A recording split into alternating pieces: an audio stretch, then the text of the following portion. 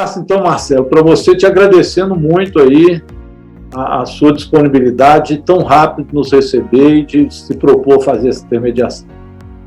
O deputado Rogério, o deputado Paulo Ramos, eu fico aqui sensibilizado pelo gesto de confiança de vocês. É muito fácil a gente confiar em quem pensa igual a gente, né? Difícil é a gente criar uma relação de confiança na divergência. Nós temos muitas convergências sobre o aspecto democrático, sobre o aspecto da importância de um diálogo tolerante. Temos algumas divergências, principalmente em temas econômicos, mas sempre tratamos de forma muito fraterna, muito leal.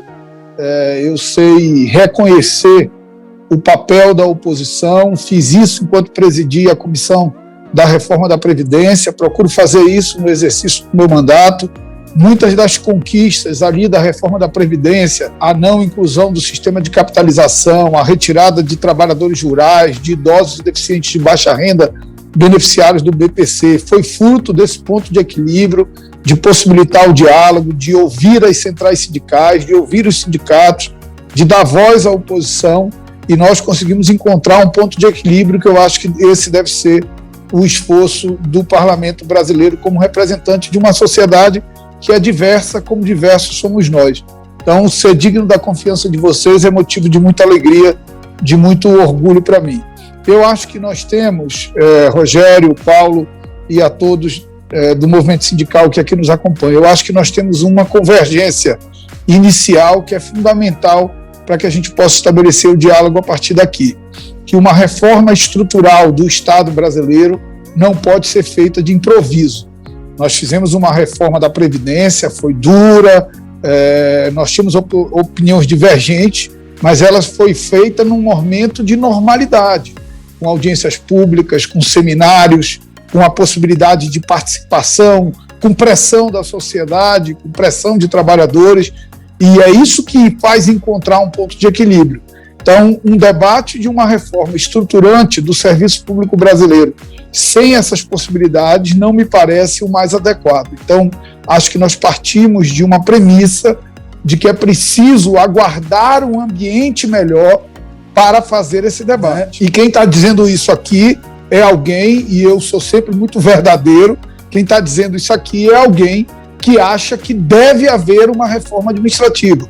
Não necessariamente é que está lá, mas que deve haver, que ela não pode acontecer com o comprometimento do debate e dos instrumentos de pressão da sociedade e do serviço público. Então, acho que a gente parte de uma mesma premissa. Eu me disponho a dialogar com o presidente Arthur Lira, né? A decisão principal não é minha, ela é dele.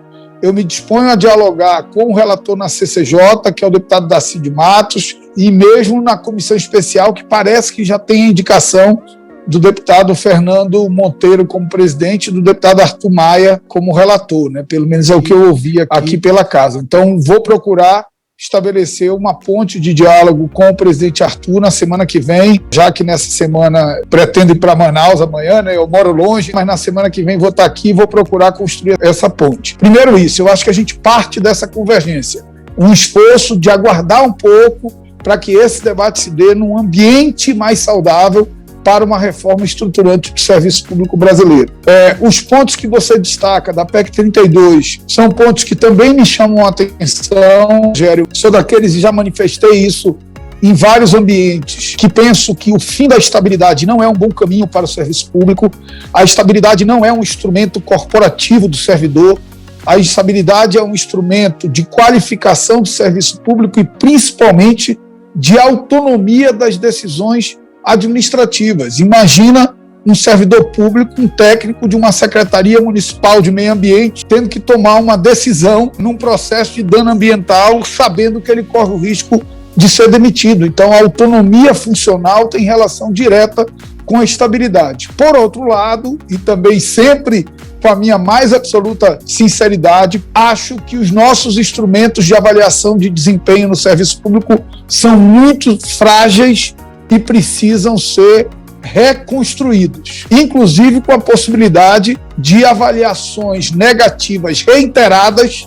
ser uma das justificativas para a demissão por justa causa que já existe no serviço público em casos excepcionalíssimos. Então, eu preferia discutir um processo multilateral, multidisciplinar de avaliação de desempenho, porque a avaliação de desempenho não deve ser só também da qualidade do serviço do servidor público, tem que saber também que condições ele recebe para prestar o seu serviço. Isso tem que estar dentro do critério de avaliação de desempenho.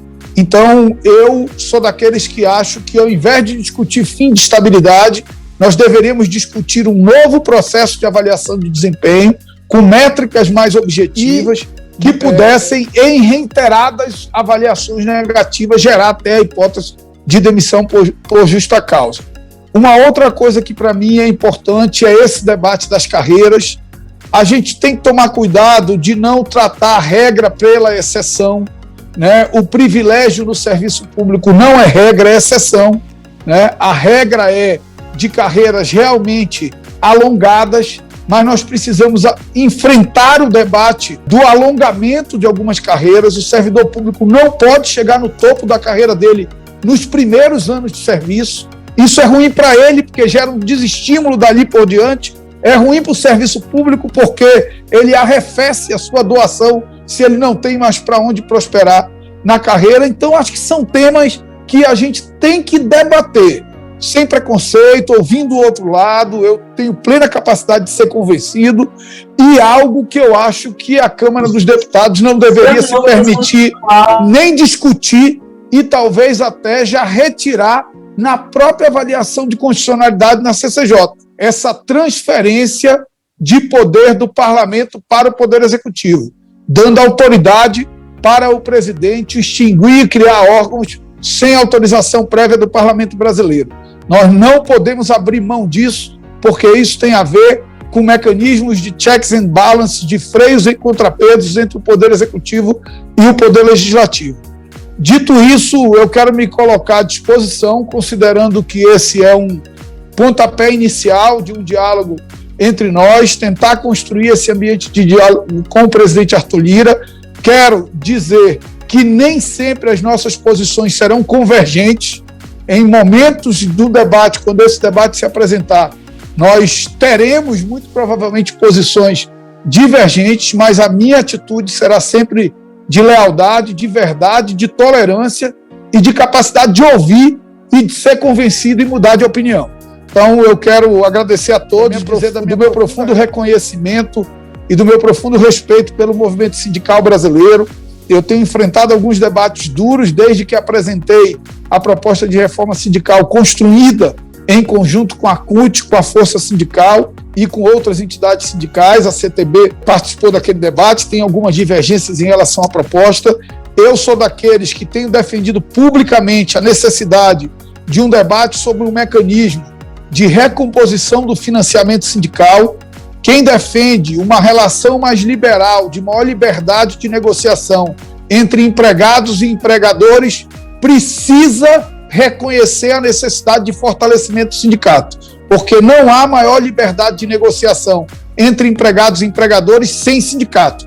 No mundo liberal inteiro, isso é assim: fortalecimento dos sindicatos obreiros para permitir uma maior liberdade de negociação entre as partes. E no mais, eu acho que a pauta do momento, e nenhuma oportunidade nós podemos perder de debater isso, é de entender que o Brasil vive um drama sem precedentes na sua história, um drama sanitário, mas que esconde por trás dele um drama econômico e social muito profundo.